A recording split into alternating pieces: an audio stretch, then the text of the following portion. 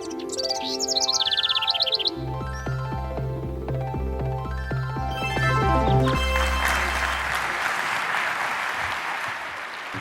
title of this presentation is The Big Question: Environmental Misalignment and the Value War.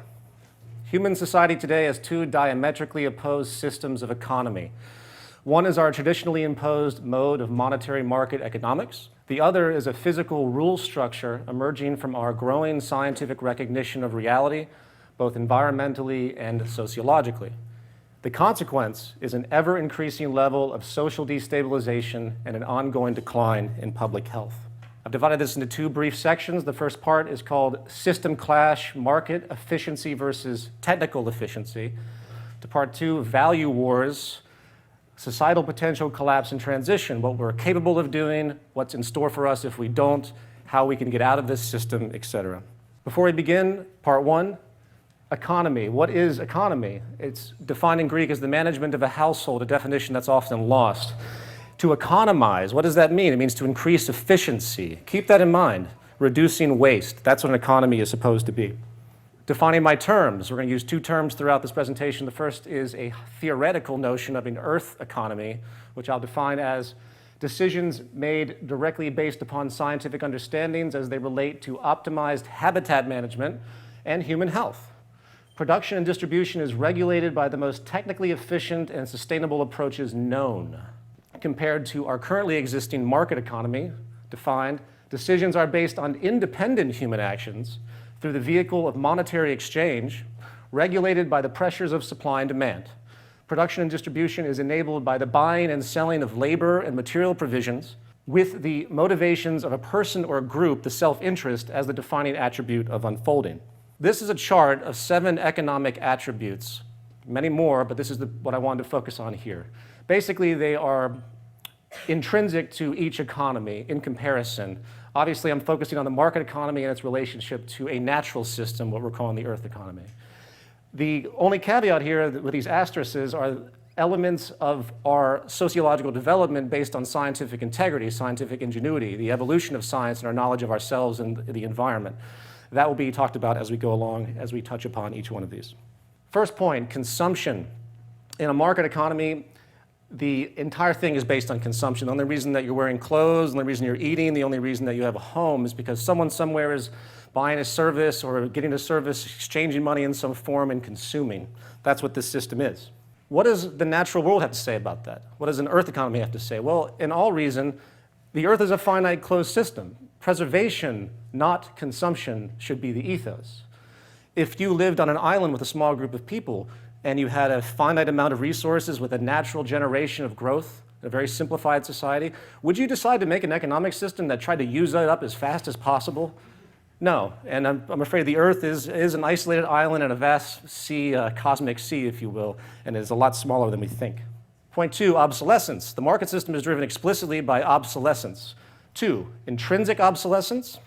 Intrinsic obsolescence being the use of cost efficiency, meaning that every good produced has to be inferior the moment it's made because the corporate institutions must save money at the very beginning of production to remain competitive against everyone else that's competing.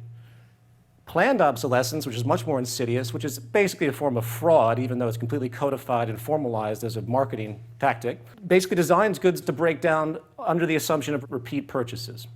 And it's truly amazing that this exists at all. And what does nature have to say about this? Well, building upon what we've just stated, it's environmentally irresponsible to design goods to fail or allow them to fail unnecessarily. That is basically offensive. We need optimum design to have things last, survive. Point 3, property.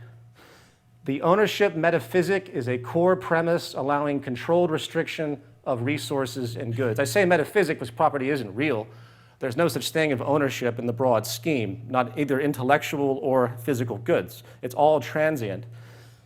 The idea of everyone owning one of everything, for example, does that make a lot of sense when we think about our natural economy? What about the use of goods? What about access? The natural environment demands access. Universal property is inefficient. Strategic access is more environmentally responsible as a model and more socially efficient. If you have a car that you drive maybe 40% of the time, why not let the other 60% be used by somebody else? You create a system of access and use. That's environmentally responsible. Point 4, growth. Building on consumption once again. The market economy requires near constant growth to maintain employment. This ties in a little bit with the growth of population as well. But you always hear about this in the government. We have growth, we need more growth, the GDP, we're lacking growth. It's basically just absurd. We need a steady state economy. The Earth is a finite system once again. Earth demands a balanced load economy, respecting dynamic equilibrium, where things come together in balance, not the necessity to exhaust just to, say, maintain labor. Point 5, competition. This inches into our new sociological developments that aren't talked about enough. Market system economy based upon personal and corporate competition in the open market, selling your labor, competing for market share.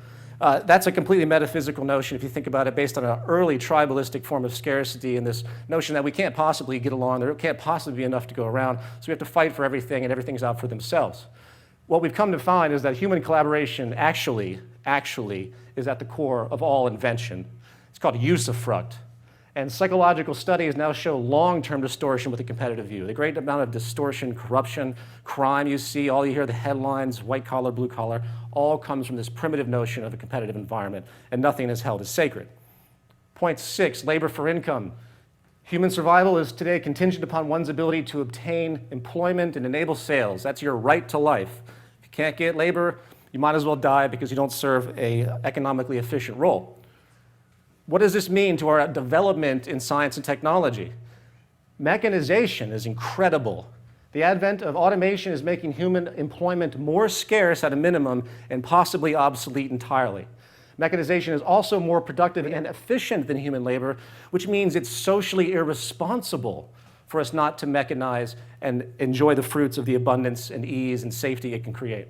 Scarcity and imbalance. Contrary to what most think, money and the movement of money that generates consumption economy is explicitly based on imbalance and inefficiency. It's really an inefficiency economy, an anti-economy. The poverty you see, everything in the disimbalance, that's not just some byproduct or a result of some greed institution or something like that. That is inherent to the system. The system wouldn't work if it was efficient and there was a balance in any element of human survival. Why would we want that? Abundance, equality. New sociological studies have found that equality is much more positive to public health. You compare the United States, a highly stratified society with deep imbalance, to Norway, Sweden, that have much less levels of stratification. The public health in those less stratified societies blow us out of the water. Why not work to create an abundance through all these mechanisms of efficiency that technology now enables to meet human needs, reduce crime, all sorts of other obvious sociological phenomena? Spectrum of social disorder, and there it is. You have a macro socioeconomic system, macroeconomic element that is basically funneling out this distortion from childhood all the way through every level of sociological exhibition, if you will. And everything you see is coming from this very sick distortion premise of economy. My interest, ultimately, relationship of macroeconomics to sociology. Part 2, change, value wars, societal potential, collapse, and transition. Over here are a series of social problems that you would see in the newspapers, very obvious: abject poverty, unemployment, destabilization, debt collapse, pollution, waste, all of which are completely technically obsolete. None of them have to exist at all. At a minimum, they could be reduced to a very core degree, those that are a little bit more subjective. Removing the environmental and sociological inefficiency inherent to the market and simply applying modern scientific understandings resolves or greatly reduces all of these issues. That is our potential. And since we don't maximize that potential, unfortunately, because of this framework we're in, we're faced with a unique form of collapse that many are not talking about enough. There's 3 nails in the coffin as far as I'm concerned. Unemployment, sorry to say, based on the way things are going, you're not going to see percentage employment levels that you've ever seen in the past for the human population. It's over. Energy costs, only going to rise from here on out. We live in a hydrocarbon economy. There's absolutely no investment or true intention of the government or corporate institutions to move forward with any type of renewables that will replace the current massive infrastructure we've created, and far too much money will be made as the system fails because of the scarcity of this thing.